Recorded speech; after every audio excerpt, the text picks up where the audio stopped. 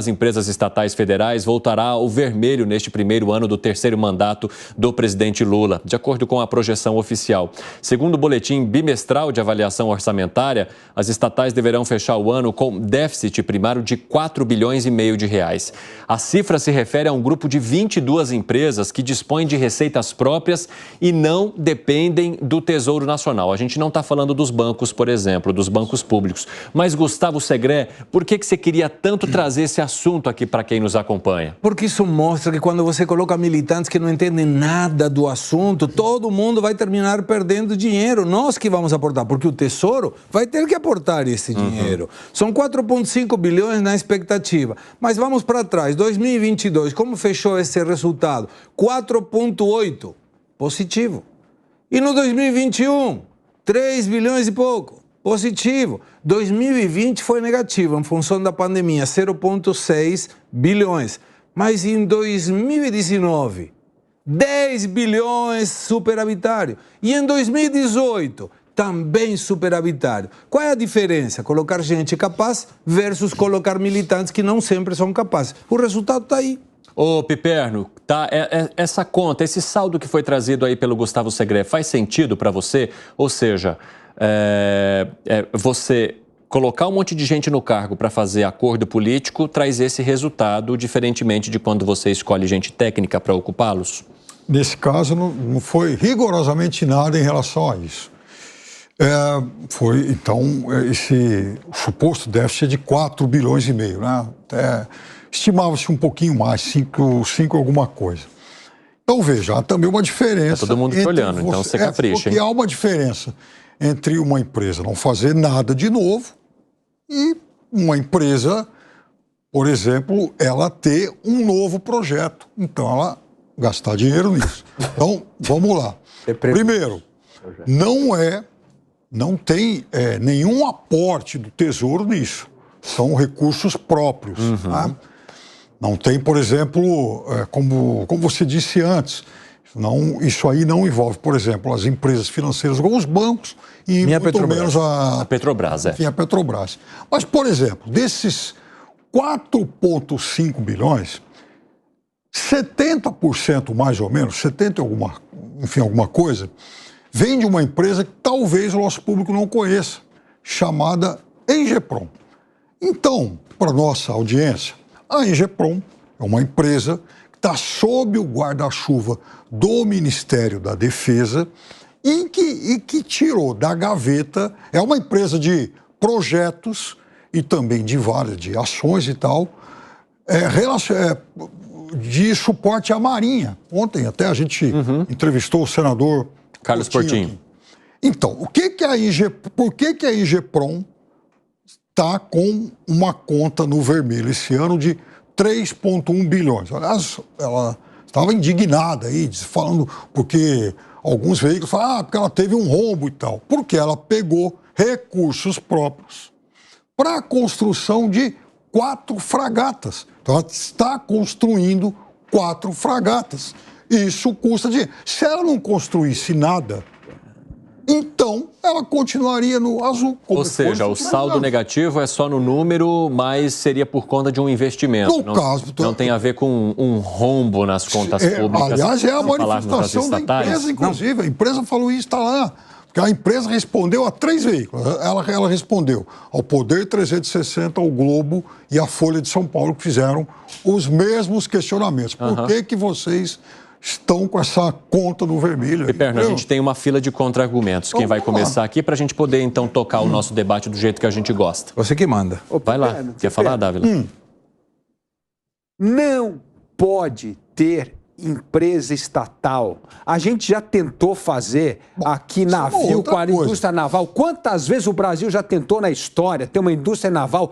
Tudo acabou em água, em altíssimo prejuízo, acabou sim no Tesouro, tendo que cobrir esses rombos. Sempre as empresas, essa história de reserva de mercado, fazer fragata, vai dar errado de novo, vai perder um monte, perdeu só 3,4, vai perder muito mais nos próximos anos. Por que não comprar isso? Como a gente não comprou avião lá, o Gripen agora da Suécia, por que não compra fragata? Por que tem que criar uma indústria naval, nacional, estatal, estatal que sempre deu errado, nunca deu um centavo. A gente fica repetindo a história, a gente parece que não aprende com os erros da história, insiste no erro, é dobrar a aposta no erro. Não é assim que se gasta o dinheiro de quem sua para pagar imposto no Brasil, criando reserva de mercado, uma indústria absolutamente ineficiente, que todas as tentativas de fazer uma indústria naval no Brasil acabaram em enorme fracasso. Então, vamos aprender com os erros do passado, vamos fazer aquilo que a gente sabe fazer. A gente sabe fazer avião, e avião Embraer, a gente sabe fazer o Embraer, mas a gente não sabe fazer Gripen. E tanto que o governo vai, compra o Gripen da Suécia e faz o Embraer, que é outra categoria. A gente tem que aprender com os erros do passado. Esse dinheiro vai aumentar o déficit das estatais no próximo ano e vai acabar sobrando para o Tesouro, como sempre ocorreu na história do Brasil. Tive uma leve impressão de que baixou um espírito de Rodrigo Pacheco pós-votação da PEC do Supremo aí em você, hein, Luiz Felipe Dávila? Não aprende. Eu fico louco quando a gente não aprende com os erros. A gente já tentou ter indústria naval no Brasil aqui desde os anos 40, 50, tentando fazer isso aí. Sempre deu errado. A gente fez 10 tentativas, 10 fracassadas. E a gente acha que dessa vez vai dar certo. 5h24, pessoal da rádio, rápido intervalo para vocês, daqui a pouco os espero de volta. Nas outras plataformas, continuamos. Fala, Gani. Vai naufragar tudo. Vai naufragar tudo. Pelo seguinte, Piperno, no final das contas, a conta não está fechando, está no negativo. E está no negativo no setor público consolidado. Se a gente pegar governo central, que é INSS, Tesouro, Banco Central, negativo, já rombo de 177 bi para esse ano, contratado mais de 100 bi para o ano que vem, está no negativo. A gente fala, bom, vamos ter uma esperança com estados e municípios. Tudo quebrado. Credo, Gani, está parecendo um comensal da morte. Não, mas é isso mesmo, Evandro, porque aí a gente pega estados e municípios, tudo quebrado, pedindo dinheiro para o governo federal, mas o governo federal não tem, aí quer aumentar ICMS. Então agora sobrou as estatais, né? Quem sabe as estatais estão dando lucro. Aí não, também prejuízo. Então é tudo prejuízo no setor público. E sabe quem é que paga essa conta do prejuízo? Quem? A mesma turma de sempre.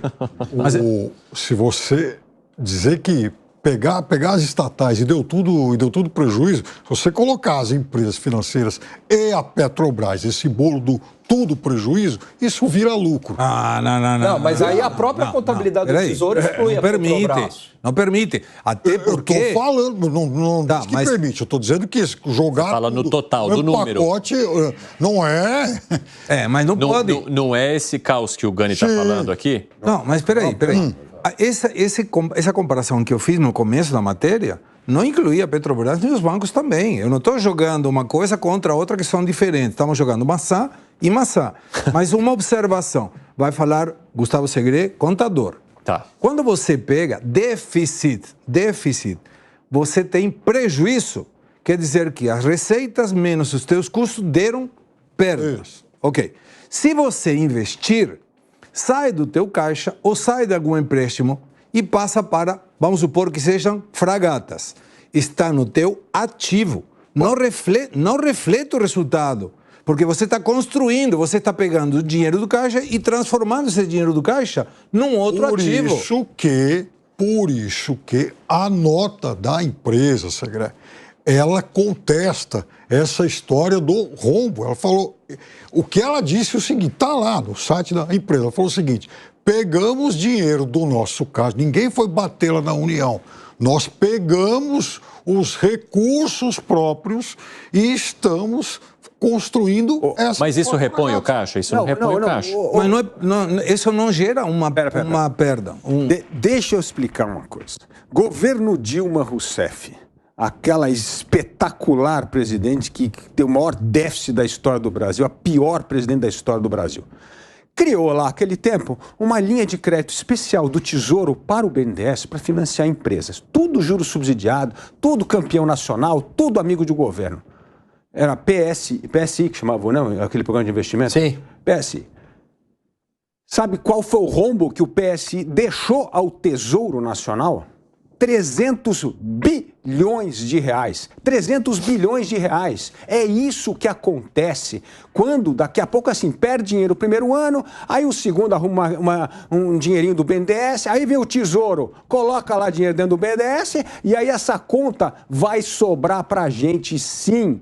É isso que aconteceu no passado. A gente fica repetindo o filme do fracasso. Por que a gente não repete o filme do sucesso? Porque a gente tem mania de repetir o filme do fracasso, principalmente os governos de esquerda. Pessoal da Rádio está de volta. Nós estamos comentando aqui o fato de as empresas estatais darem prejuízo neste ano de 2023. Piperno, você acha que há uma repetição de um filme que deu errado? Claro que não, até porque a gente já viu filmes que deram certo também. E aí, só para complementar. Então, eu concordo contigo. Então, se você pega o dinheiro, vai lá, investe aí. Você, olha, eu tenho uma casa. É um ativo. Isso, é um ativo. Tá, no caso, agora, é um produto. Isso ainda é algo em construção. Né? Não está pronto. Você não está contabilizando a fragata que está pronta. Não, mas aí você coloca produção, qualquer produto em processo de produção. Pode ter, inclusive, para terceiros. Pode ter um monte, mas isso está no ativo e o caixa está no ativo. Quando você tem perda, prejuízo, déficit, está colocando o resultado da empresa. Se o resultado, por essa aclaração, tira 3,1 bilhões, eu fico feliz. Mas mesmo assim continua dando déficit no final.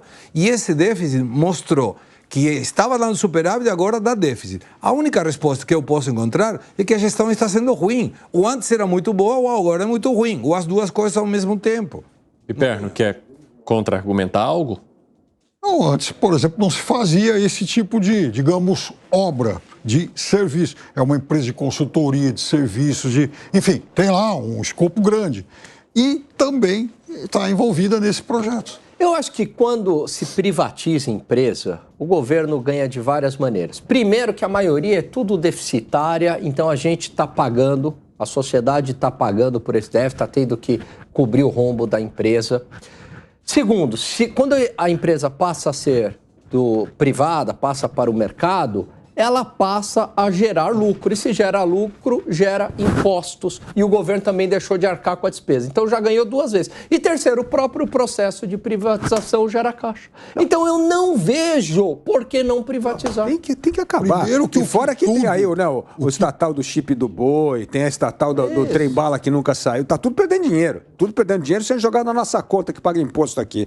Tem lá a estatal do boi que nunca ganhou dinheiro na vida. Tem a estatal do trem-bala que nunca saiu o trem-bala e continua vivendo a estatal. É uma coisa inacreditável. E olha, a gente não aprende com sucesso. Por quê? O que foi sucesso? A gente tem uma linha de aviação militar, que é o da Embraer, que tem mercado internacional, que compete e vende. E aquilo que a gente não é bom, que é o caso dos supersônicos, a gente comprou da Gripen.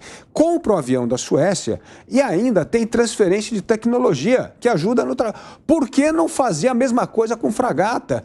Por quê? Para afundar mesmo. Porque a gente tentou fazer indústria nacional, da naval, há tanto tempo. Tentou empurrar os navios lá para Petrobras, os sondas, deu tudo errado. Foi um escândalo de corrupção depois que aconteceu. É inacreditável. Então, gente, vamos aprender com os erros e vamos apostar nas coisas que a gente faz certo. É assim que a gente evolui na vida da gente e na vida da nação. Agora, a gente insiste no erro. E, para mim, quando insiste no erro, é porque tem esquema. Não, porque não pode ter outra explicação para investir no erro.